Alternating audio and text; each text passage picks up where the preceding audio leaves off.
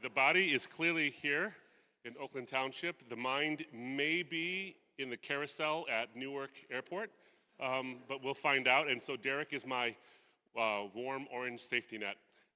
He's going to be, in case I say something incoherent or rambling during the time we're together, he can save me from any jet laggy kind of stuff. But it's great to be with you guys. Thanks so much for sticking it out with us over some heady stuff. Apologetics is not the kind of thing that you drink in like you're taking a drink from a fire hydrant. You're going to have to sit in front of the fire hydrant a little bit, but chew on it. We're here to help as well, and hopefully the outline will be helpful.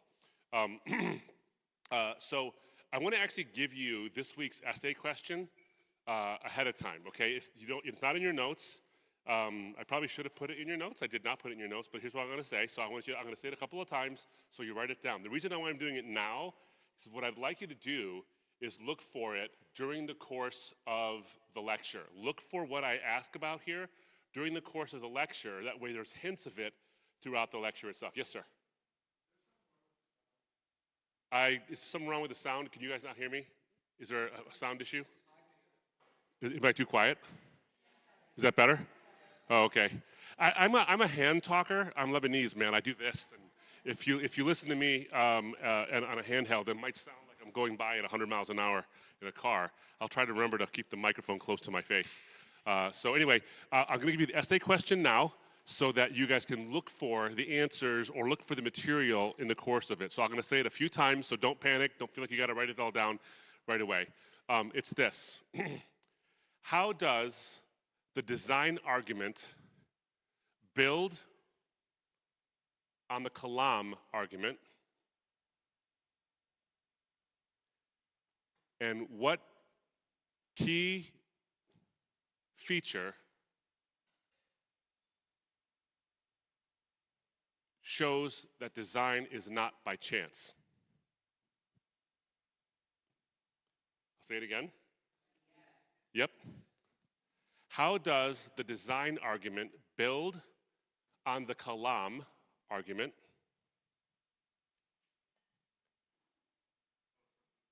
That was from week 1.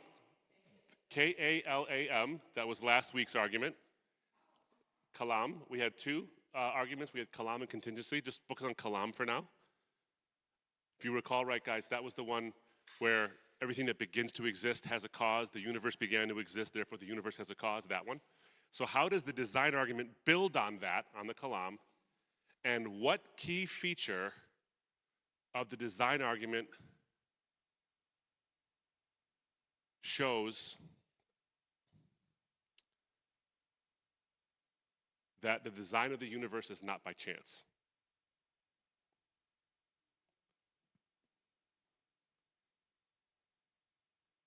You need me again? Let me know. Raise your hand if you need it again. You need it again. Okay, so part 1. How does the design argument build on the Kalam argument?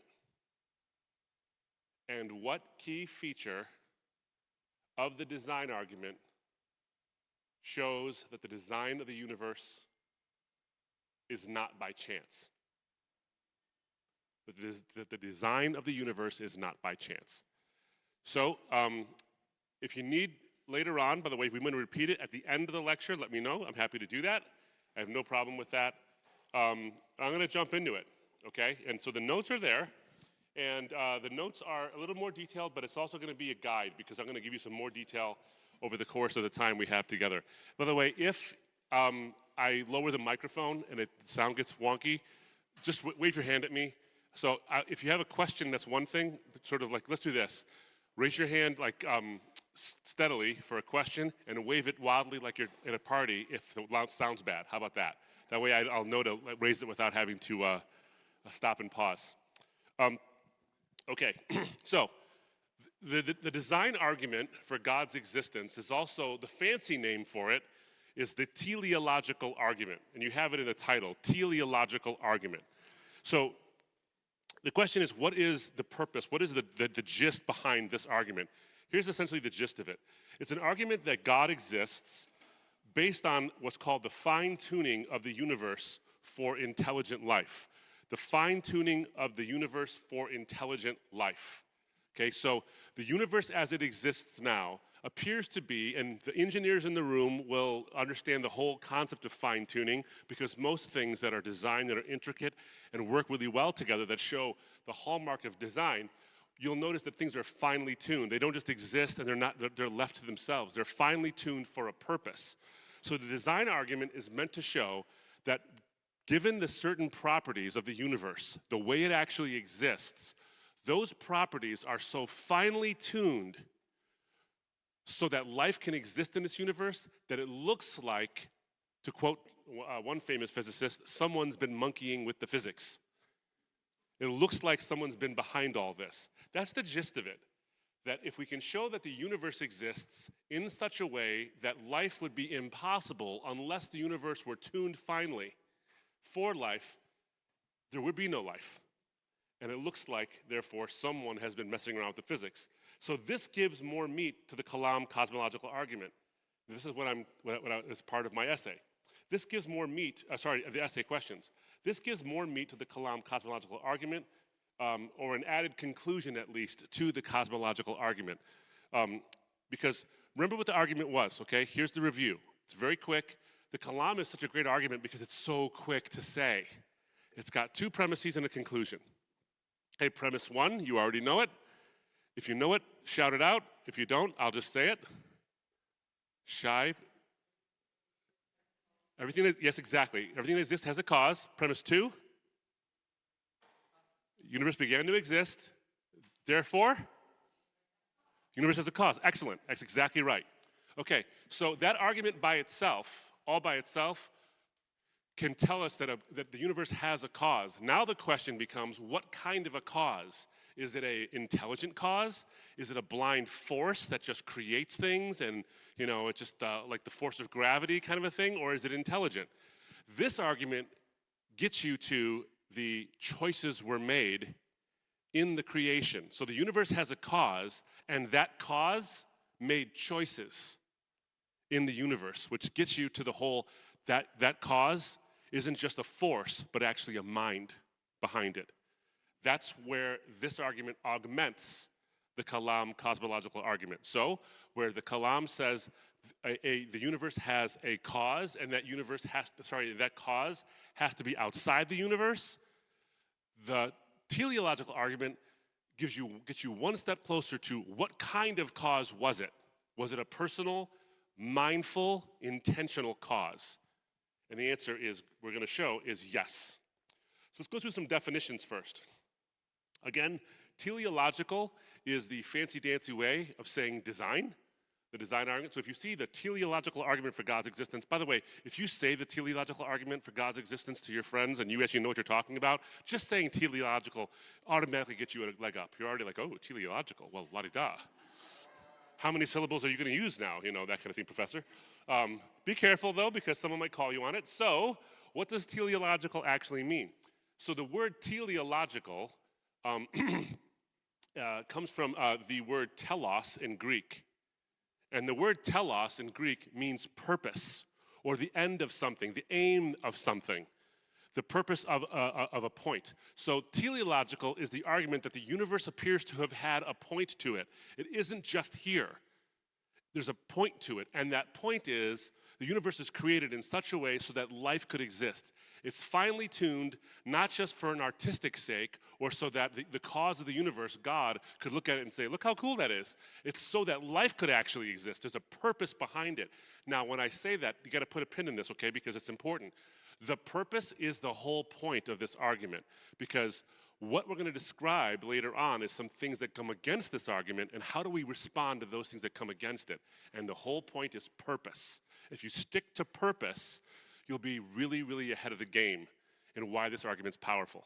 So, are we clear on why this argument actually augments the Kalam? The Kalam's a great argument to show that the universe had a cause. This argument helps you to understand what that cause is like. Are we clear there? Okay, and then as far as telos go, this is cool. This will bake your noodle a little bit. Telos, meaning purpose, you find this not only in non-Christian sources and non-Christian ideas about what purpose means. You find it in one of the most famous and important statements ever in the Bible. When Jesus says it is finished or accomplished, he says it's the word tetelestai, tetelestai. The purpose for which this I have come is now completed. So this all matters. The Bible has this beautiful way of weaving so many things together. We're going to get scientific, but that's a theological point that Jesus makes. Okay, so the universe is finely tuned to allow for the existence of intelligent life. That's the telos, that's the purpose. The fine-tuning gets you there. Fine-tuning does not mean design by itself. Okay, this is a hard concept sometimes to get the subtlety here. This is important, however, because a skeptic might call you out on this. Okay, so when we say the universe is finely tuned for life, we're not saying that proves by itself that it is designed, or we're not saying fine-tuning is the actual result, is the same thing as design. Okay, that's not what we're saying. Fine-tuning just means, all it means is that the properties of the universe that could be vastly different than they actually are exactly the way they should be to the smallest infinitesimal degree to allow for life to exist, okay? So that's just a brute fact. So what I mean by this is something is finely tuned, and it appears finely tuned for life to exist, but that doesn't automatically mean it was designed. It could have just happened that way. It could have been like, wow, that's amazing that happens to fit exactly with that, and that thing causes this to happen and that kind of thing. If you thought of like rock formations out in the wilderness that look like something, like a sculpture of some kind, or you've seen a cloud, for example, and it looks just like your Uncle Harry, you're like, wow, that's crazy. Well, that's probably a coincidence. That's probably not, God's not telling you something. Well, I don't know if he is or not, but the point is you don't know if he is or not. It just happens to look finely tuned for you to notice that Uncle Harry's in the sky. That doesn't prove design. It just proves that it looks finely tuned. So scientists, Christian and non-Christian alike, largely agree that the universe appears in numerous properties, growing into the hundreds of properties. It appears to be finely tuned for life to exist. So what fine-tuning really means, what it comes down to is this: that the properties of the universe, not all of them, but certain properties of the universe, could have been different. And if these certain properties were off by the most minute deviation, the tiniest, and I'm going to give you some examples, by the way, in the outline. If they were off by even the tiniest amount, no life is possible in the universe of any kind. And I don't mean like life like ours would be different. I don't mean that. I mean no life possible at all. And there's hundreds of these properties. I won't give you hundreds. There's some great books on this. So here's an example. If you altered the force of gravity, what's called the weak force of the atomic nucleus, the weak force is that kind of thing that holds things together within the nucleus. If you altered that, and this is what Paul Davies, a physicist who's not a Christian, by the way, says, if you altered the force of gravity, the weak force of the atomic nucleus, by only 1 part in 10 to the 100, the universe couldn't support life. Now, I want you to understand the numbers we're talking about. This is what I mean by finely tuned. When I say finely tuned, it's almost a joke to say fine-tuned. 1 part in 10 to the 100th power is a decimal point, basically. That is a 1 with 100 zeros after it. 100 zeros. Now, let's play a game of scale here, okay, just to get you the idea.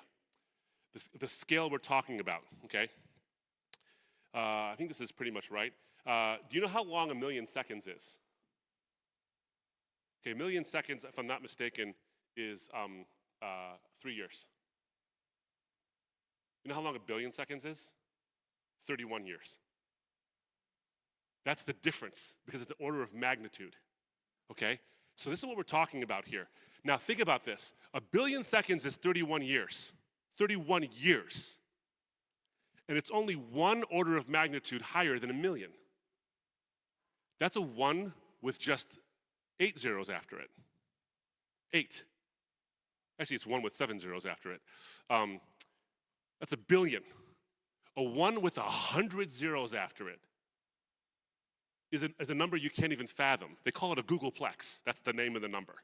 Okay? So we're talking about if the subatomic part, the atomic weak force was off by even 1 in 10 to the 100th power, that's that amazing number, you couldn't get life anywhere in the universe. That's one property, just one.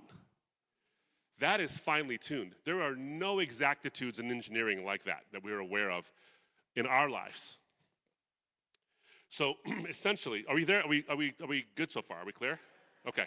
So fine tuning is the range of possibilities for the values of the properties in the universe to allow for life, as is in the outline, is so infinitesimally small compared to the total range of possibilities that the odds of falling into life-permitting range is infinitesimal. What that essentially means is this, okay? Robin Collins gives a good example of this. This is what we're talking about, okay? Imagine, before the advent of iPhones and digital radio dials and this kind of thing, who remembers an actual dial on a radio? Where you went from like 87 point whatever to 107 or 108 on the other side, and you had, and you had to tune it, and the little red thing went this way, and you always played that game where you're like, no, it's static, no static, and you did this thing where you were finely tuning it down to like the littlest millimeter, because if you drove on Woodward even a half a mile from the little millimeter, you get to change it again because of the static. Remember those days? Well, now I want you to imagine that dial. Imagine that dial, Robin Collins says, but it's the width of the entire universe. That's how long it is. Okay, that kind of width.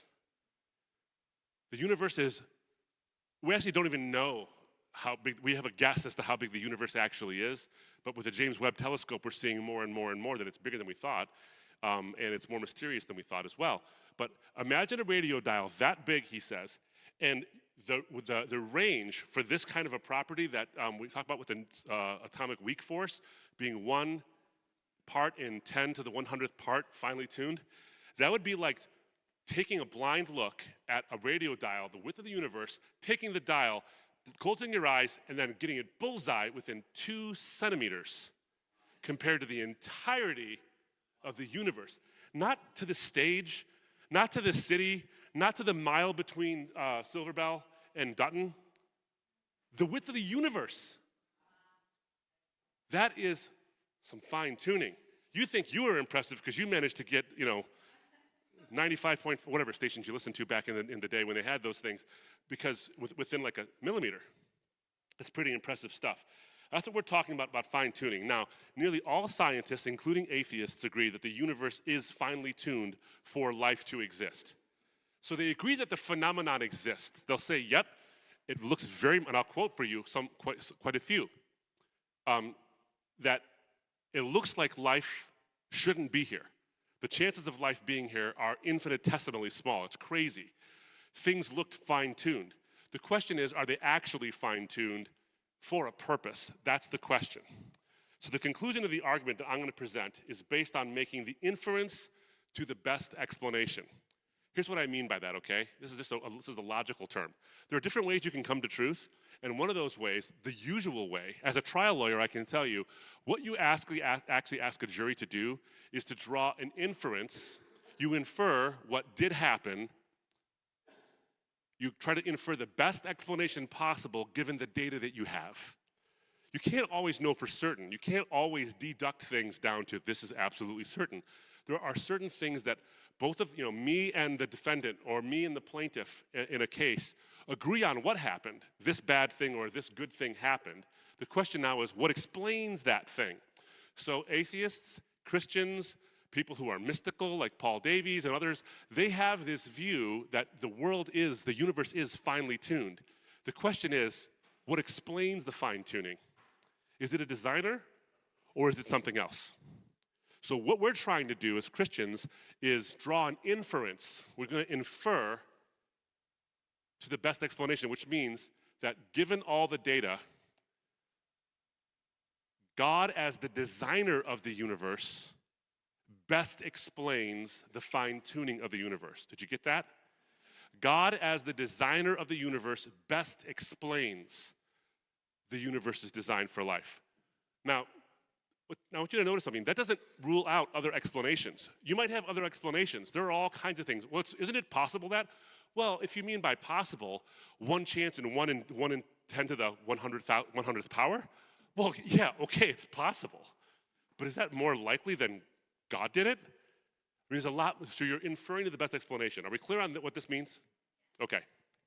So let's get to the argument itself. So I gave you the syllogism right here under rubric 2. A subs 1, 2, and 3, okay? So the fine-tuning argument goes this way. The fine-tuning of the universe is due to either physical law, chance, or design, okay? It's either due to physical law, chance, or design. The fine-tuning of the universe is not due to physical law or chance. Therefore, the fine-tuning of the universe is due to design. That's called a deductive argument. We've taken all the possibilities and deducted away from the possibilities and leading into the final conclusion. Okay, this is logically sound. There's nothing wrong. It's logically valid. There's nothing wrong with this argument. If premise 1 is true and premise 2 is true, premise 3 must follow. It must. There's no flaw in the logic. The question now is premise 1 or premise 2 actually true? See, that's how arguments work. If you have premises in your arguments, and then I can show you, oh, well, premise 2 is not true. Well, then the argument falls. If I can show you premise 1 is not true, well, then the argument falls. But if I could prove that premise 1 and premise 2 are true, the conclusion, number 3, is inevitable. There's no way around it. It's deductively so. So let's understand premise 1 first, okay? The fine-tuning of the universe is due to either physical law, chance, or design. In other words, those are the 3 options. As far as we can tell now, those are the 3 options. The universe is finely tuned. No one's really arguing that it's not, but it's either due to physical law or what's called necessity. It just had to be that way. Or chance or design. Those are the 3 options on offer. So what is it meant when we say that it is a result of physical law? This, if you believe that the fine-tuning of the universe came by physical law, what you mean is that it was inevitable, essentially. That the fine-tuning of these various properties necessarily existed. It had to happen because of the operations of natural laws. It requires that fine-tuning would occur. So in other words, the gravitational weak force that we were talking about, that Paul Davies talked about, that was so finely tuned, that had to happen. He wouldn't actually say that, but others might say that had to happen because of just the laws of the universe, the way gravity works and the way entropy works and all this stuff. It had to be that way. And there was no other way it was going to happen, so the fact that it happened shouldn't be all that impressive because it was going to happen anyway. It's like if I took this bottle, put it in my hand, and I let my fingers out, the bottle's going to fall to the ground by operation of law. I didn't design, one could say I designed it that way because I knew it was going to happen, but it's not a miracle if I open my hand up and the bottle hits the ground. It's necessarily going to happen because gravity operates in such a way that a massive object or a more massive object has a gravitational pull on a smaller object. So the Earth doesn't come up to meet my bottle because of the way the laws work. My bottle is pulled down to the Earth. So another example would be the second law of thermodynamics, and these kind of things, which is about ideas of objects in motion and these kind of things. So I'm just giving you some examples, necessarily not going to go into those laws, but these laws act on physical properties of nature. Page 3. Gravity acts according to the laws of gravitational forces on the mass of certain objects, like I said. Not just bottles, but at the subatomic level, but also the massive level, like planets and galaxies and these kind of things. So, if one believes that the universe is finely tuned for life due to physical law, what we are saying is that the physical law necessarily determined how things would be set up to allow for life.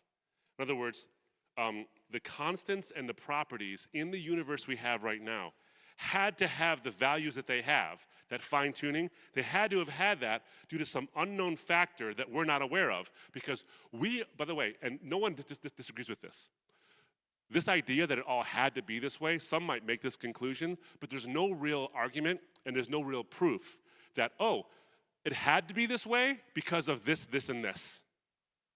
There's no factor of the universe that we're aware of right now, and we've been studying it more and more, and the more we study it, the less and less likely it seems that it had to be this way.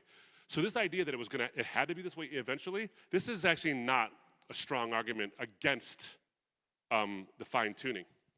But this is the argument, this is one of the possibilities, that it had to be that way. So I'm not going to defend it necessarily, nor am I going to debunk it. I just want to say it for comprehension purposes, so that if someone says to you, well, yeah, it's finely tuned, but it had to be that way. You understand what they mean, right, when they say that? If you don't, let me know. We're good?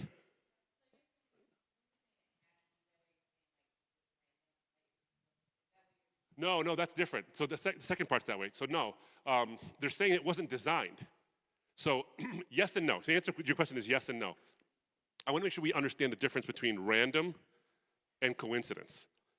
Because what they would say is, in a scientific sense, it's random, only in the sense that it is this way. It was going to be this way no matter what. It was going to be this way. You don't need a designer no one had to design it this way. It was gonna be that way. It's inevitable.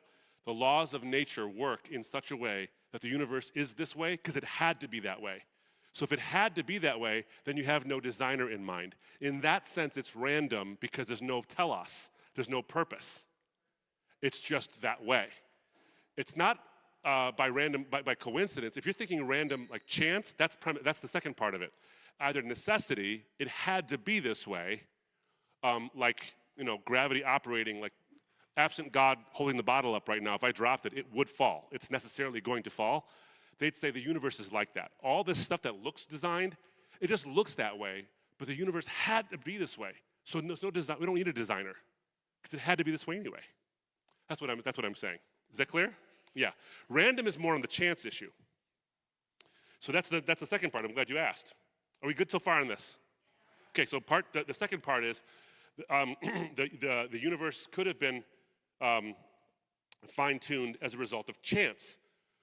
What we mean by this is that the properties of the universe could have been billions of different ways, or even an infinite number of different ways, but the universe just so happens as a matter of chance, not necessity. It didn't have to be this way. It could have been an infinite number of ways different. It could have been billions and billions of ways different. It could have been most of the options, by the way, for the universes that are possible given these fine-tuning options. By far, it's billions of times more likely that the universe would not be life-permitting. There's no way that the universe would actually support any kind of life whatsoever. It's far more likely than that. Far more likely.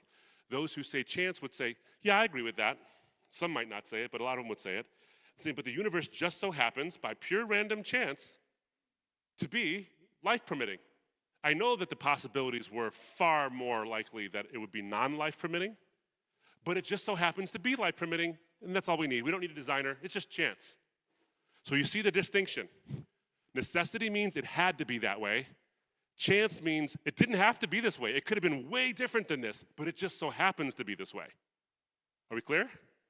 Okay. So now the question becomes, what do we mean when we say that fine-tuning is the result of a designer?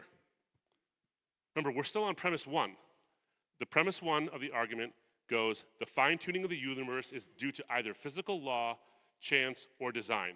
Physical law meaning it had to be this way, chance meaning it could have been some other way, but it happens to be this way, or design, and we're on that part now. So what do we mean when we say that it's done by design?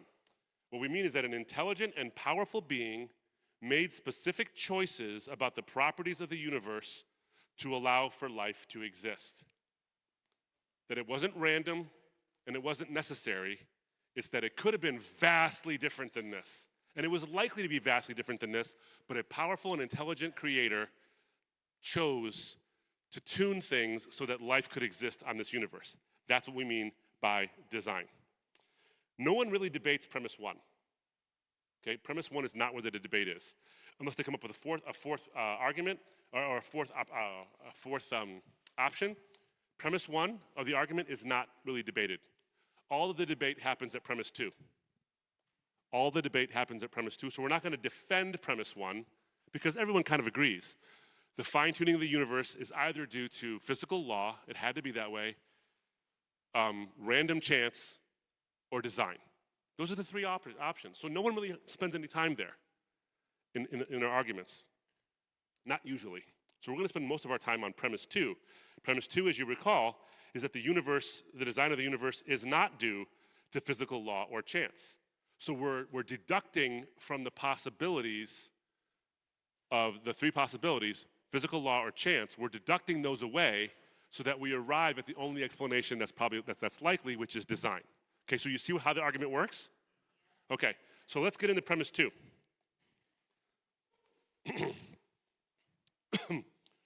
uh, what we mean by this is that physical laws could not operate on nothing when there was no universe, so they could not have caused the universe's property. So you think about this. Option 1 is it had to be this way, okay? Because the law of gravity, because other things. I mean, it was Stephen Hawking who said, because the law of gravity exists, a finely tuned universe would eventually arise. Here's the problem with that, is that according to the Kalam argument and according to the Big Bang Theory and all these current models of how the universe got here, everything, all the material in the universe began to exist at a finite point in the past. Now, if I were to ask you to describe gravity as an example of one of the forces that are so-called physical laws that require the universe to be finely tuned, you'd have to say gravity is a force that operates on objects that have mass, okay? Like the bottle gets pulled to the earth, not the other way around, based on the ratio of the mass of the earth relative to the bottle. That's how gravity works. That's why we orbit our sun and our sun does not orbit us. Okay, so you get this? Notice something. Gravity, as but one of the many forces, subatomic weak force, the strong forces, nuclear strong forces, all these forces are forces that act on things. When there was nothing, they couldn't act on anything. So the universe can't be the way it is based on physical necessity because there was no physical things necessary to act this way. So do you get the strength of this point? That it can't be due to physical laws. So if we're jumping on to point 3, A sub 1 on page 4.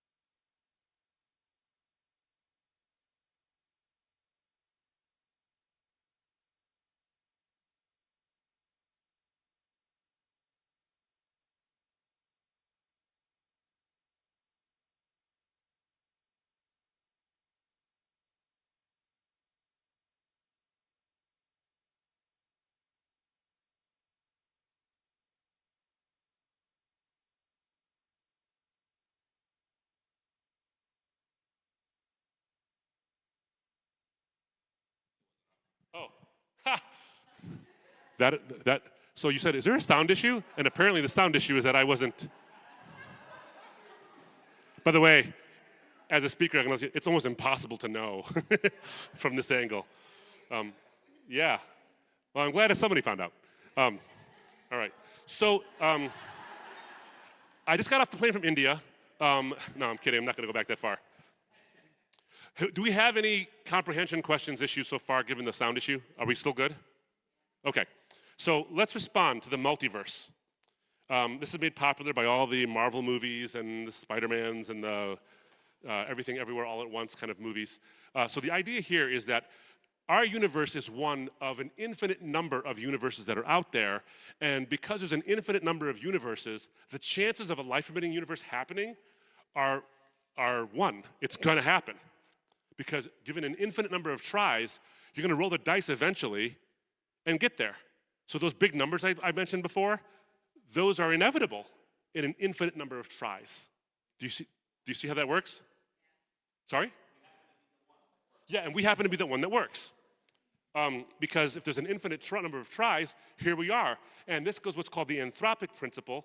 Back to what you were saying, is that because it was going to eventually happen, someone was going to be able to observe the fact that it's really unlikely. But in an infinite number of universes, where you have an infinite number of tries, it's not only likely, it's inevitable. And here we are saying, wow, this is cool. That's the anthropic principle. I'll get to that in a little bit as well. But where did I go here? Yeah. Okay, so the multiverse that suggests that there are invisible, undetectable, and infinite number of random universes. Now, there's a couple of problems with this. One, it's highly unscientific, because not only is there no real evidence for this, there might be a little bit of evidence, by the way, for a multiverse. There are some scientists who are considering the possibility that there are some evidences for this. It's not even close to being conclusive, not even close. So it's not really worth saying this is a defeater of the design argument. But there doesn't seem to be any way to ever have any real conclusive evidence, because how do we observe? We can't even observe our universe, let alone observe multiple universes outside of our own. And then, of course, it's the problem of actual infinites. Did you guys go into this at the last class? The problem with actual infinites? So if you're positing that there's an infinite number of multiverses, you're saying there's an actually infinite number of things, right? This leads to logical absurdities. And did you guys do the infinite library? Okay, so here's why you know that infinites don't exist. Actual infinites don't exist. Let's say I imagine an infinite library, a library with an infinite number of books. And all the even-numbered books are black. And all the odd-numbered books are red. So how many black books are there? An infinite number. How many red books are there? Now let's say I removed all the red books. How many books are left? But wait a minute, we all learned in basic math that any number minus itself is 0. But infinity minus infinity is infinity? So the problem with it is that it leads to logical and mathematical absurdities. But half of infinity is still infinity, right? So if you divide infinity by 2, how much do you get? If you divide any number by half, what do you get? Half the number. So actual infinities in the physical realm are absurd. So you can't have an actual infinite number of multiverses, because that would be absurd. And by the way, it's quite possible that given the way the universe exists, our universe exists, that it's likely that if there's a multiverse generator, some kind of thing that creates multiverses, that thing would have to be finely tuned as well. So we haven't really moved the needle very much. And then there's, of course, the anthropic principle, the idea that we should not be surprised to observe a finely tuned universe, because if it were not finely tuned, we wouldn't be here to observe it. Okay? In other words, you only see what appears to be designed because you happen to exist. It's improbable, it's highly improbable, but here you are, so at least one of the rolls of the dice worked. That's the argument back. Okay, so what I have here is John Leslie's firing squad example, and then I'm going to end, okay? It's been a lot, and it's been short, but here's it. John Leslie's firing squad example is this. So someone argues, you say, look, it can't be due to physical laws, because there was no physical laws to operate, to create a universe, and it can't be due to chance, because the chances are so tiny. Like, whoa, whoa, whoa, whoa. The chances aren't so tiny. Here we are. We shouldn't be surprised that there's a universe to be surprised about, because here we are. So clearly it worked. The roll of dice happened. It's like, okay, let me ask you this question then. And this is what John Leslie points out. Let's say you were in a firing squad. You were the target of a firing squad. You were going to be executed by firing squad. And 100 of the best sharpshooters in the history of the United States military were the ones who were going to shoot you. All of them are loaded, okay? And you're blindfolded. And you hear the guy say, ready, aim, fire, and you hear the bangs. And then you look at, you're just like, I'm still alive. And you put the blindfold up and you see all these holes behind you. Or you see nothing, you don't even know. How am I still here? Is it likely that all 100 of the best marksmen in the world at 30 paces missed? Or is it more likely that either the guns were full of blanks, or that they all conspired not to kill you? In other words, there was a design. So the anthropic principle is the idea that it shouldn't surprise you. You would never take that explanation in the firing squad example. You never say like, well. In this particular city, we end up with a situation where the silversmiths are not exactly happy because everything that they have from a business perspective is getting destroyed by this guy who keeps on saying, hey, I know you got that silver image of that goddess Artemis, but you know what? It's useless. It doesn't mean anything to you. There's rioting that's going on. Their people want to drag them into a place called the theater, a gigantic theater. Paul is not allowed to be pulled in there, but a couple of his companions are. And the next thing you know, we got some insanity here. So let's just talk about Ephesus. It's the capital of the Roman province of Asia, now extreme western Turkey today. It was not just a population center, maybe 500,000 people. It was a political center. It was a center of commerce. But it was also a big place for the occult. And it was a massive place for pagan worship of the goddess Artemis. The first century Irenaeus, one of the early church leaders after the time of the apostles, actually reports that the Apostle John, resided in this city for many, many years after the time of Paul when he was in prison in Rome. And so eventually, obviously, we know John gets boiled in oil and then sent off to an island to die. But it appears as though he lived in this city for quite some time. And so this temple was regarded as one of the 7 wonders of the ancient world. And he ends up getting drugged into, I think, this theater. So if you go to Ephesus today, you can visit this theater. My goodness, come on, Carl. Sorry, I'm very, very sorry. It's a little finicky today. So this theater could seat 24,000 people. You can visit it today. And so they drag them into the theater, Gaius and Aristarchus, because they want to get them to stop telling people that God's made by human hands or no gods at all. You can visit it today if you want to go to that region of the world, which is pretty cool. Paul loved this congregation, and they loved him. He actually summoned these elders in this church to him right before he left for Jerusalem, which he thought was going to be a problem when he got there. He says, everywhere I go, I'm compelled by the Spirit. I need to go. I'm going to go, but I don't know what's going to happen to me because every city I go to, the Holy Spirit warns me that prison and hardships are facing me.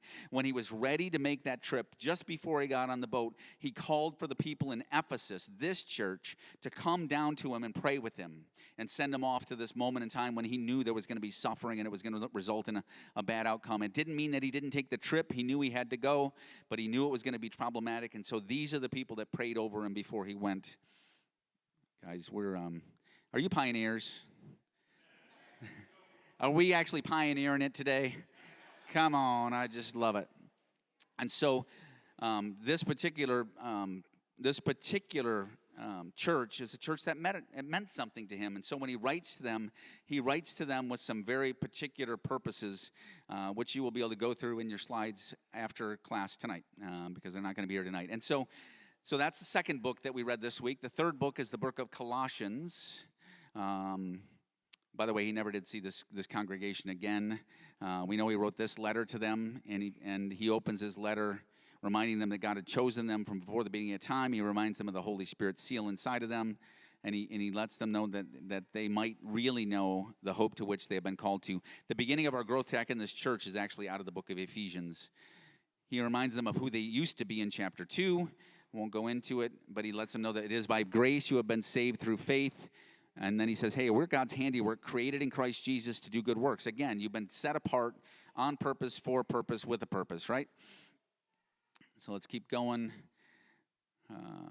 again says that this is the thing I've been given, that I'm holding on to, which is this mystery of Christ, which is that the Gentiles, together with Israel, are members together of one body and shares together in the promise.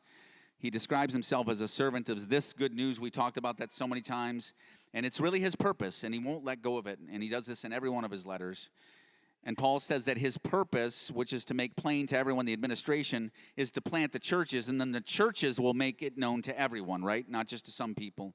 Now to him who is according to do immeasurably more than all we ask or imagine, according to his power that is at work within us. To him be the glory in the church and in Christ Jesus. And so he says, look, my purpose is to preach to the Gentiles and to administer this mystery. The church's purpose is, after I planted them, is to make sure that everybody knows it. And then he begins to outline key roles in the church. He begins to talk about a life worthy of the calling as ministers of reconciliation, and we'll move on to Colossians and get you out of here. Colossae was a smaller town of lesser importance than Ephesus, also in the province of Asia. Ancient town has never been excavated, but there is a modern town with the same name that sits 100 miles east of the modern town today with the same name of Ephesus in Turkey. Well, as he said, Paul had never visited this church. It was planted by Epaphras, one of the faithful with him in Rome. He writes this as instruction, not just for the Colossians, but also for the church in Laodicea. As I said earlier, that letter is not available to us. And he really begins to tell them, the smaller church, just a lot about the fullness of Christ. And there's some beautiful language in this book, too. The words that he ascribes, or the things he ascribes to Christ here, are unparalleled in anywhere else in Scripture. He is the image of the invisible God, the firstborn over all creation. He is the one that in him and all things were created. He's before all things. In him all things are held together. He's the head of the body, the church. He's the beginning of and the firstborn from among the dead. In everything he needs to have supremacy, and God was pleased to have all his fullness dwell in him, so through him to reconcile all things to himself by making peace through his blood shed on the cross. You couldn't have a clearer understanding of the height to which Paul understood Jesus to be. He understands him here to be none other than what? God. Can't be anything else, right? The image of the invisible God, the firstborn over all creation. He's before all things. He's outside of time. All of this is very, very clear. So when we begin to ask whether the Scriptures make it clear that not only did Jesus declare himself to be God, but his apostles believe that, Paul made it very clear here that Jesus was God in the flesh. And it's this Christ that Paul's willing to die for, right? It's this God in the flesh. He says he's currently bound and chained for just exactly that reason. And then he begins to say, look, and I'm not complaining because I would do it all over again. He's like, look, I rejoice in my suffering. And I fill up my flesh what is still lacking in regard to Christ's affliction. I have become its servant by the commission God gave me to present to you the word of God in its fullness. And remember, these are people he had never met before, so he wants to make sure that they understand this mystery that he gets to proclaim, because he says this Jesus that I just described to you, that's the firstborn over all creation, he's the one that we proclaim, so that we may present everyone fully mature in Christ. To this end, I strenuously contend with what? We've talked about it 100,000 times. With all what? His energy, which so powerfully works in us, right?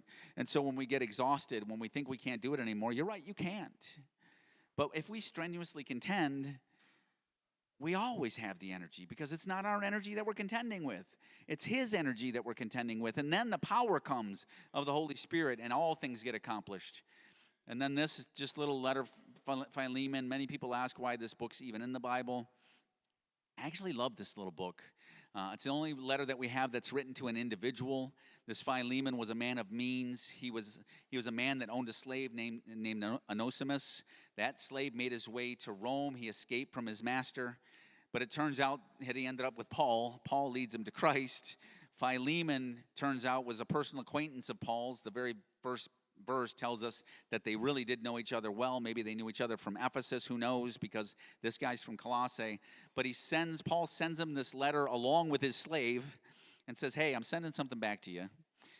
If you could do me a favor, if you could actually, maybe with as much grace as possible, treat him with some mercy, because he's something different than he was when he left. He's not just somebody that's escaped from you. He's now been set free from his sins. And so I'm sending him back to you as a free man, meaning a free man from his sins. but the implication is that, look, it would be really good if you did more than you could ever even imagine for this young man. And the implication is like I could command, he says it specifically, I could command you to do the right thing. But I think you'll do more than I would even ask of you rather than me command you. Just take it upon your heart to understand what it is that you should do for him. I think the book exists because I think it's intended to be a very subtle message to us that slavery is not right. That it's just not what it is that God's all about. And it would have been difficult for him to write that as clearly as maybe you and I would today, because there were 2/3 of the people, some people believed at this time, that lived in Rome were slaves. And so there was some conversations in the Roman Senate during this period of time about dressing the slaves in different colors and uniforms so that they would know who was who. And they realized that they couldn't do it because if the slaves understood that they were 2/3 of the population in the city, they couldn't control them, because they would recognize that they could overthrow the government at any moment in time because there were so many more slaves than actual non-slaves in the city. And so the idea that Paul would write a letter that overtly said, hey, set them free because slavery is wrong, it's not a biblical thing, would be silly and probably unlikely for him to write that letter, right? But to write a letter that would subtly make it clear that to this man, I think, is a man of God, that this is a man that should be set free. I think it gives me a heart of God on slavery, which is, look, it's wrong. We shouldn't be doing it. And how many years did it take us? We still do it today. But how many years has it taken us as a society to get this better than it was at this point in time? So that's everything we've got. That was way faster than I thought it was going to be. Sorry for the technical difficulties. We're working it out. If you have any questions on the capstone project, please let me know. Please continue to turn in your Go and Tell projects. Please continue to turn in your serve forms. Questions. Mallory.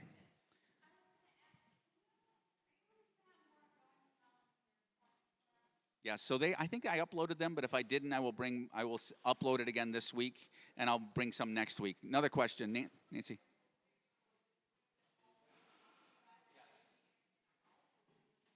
No, I think Paul was living in a home. So he's living in a rented home under arrest. Yes, Angela. Hey, hang on.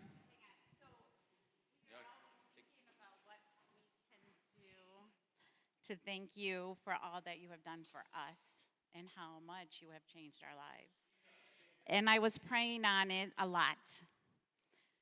And God said, thank Elena for all that she has sacrificed in you to get you here. Because we all know how much.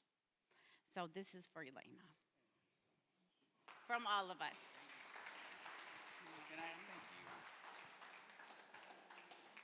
Do you guys have time for a 45-second good report? Is it good to have a good report sometimes? So last year, as most of you know, my daughter had a difficult year. Anxiety, depression, kind of disconnected from this church over that. And in the midst of all of that, she had a teacher, her favorite teacher, that was going through colorectal cancer the whole year.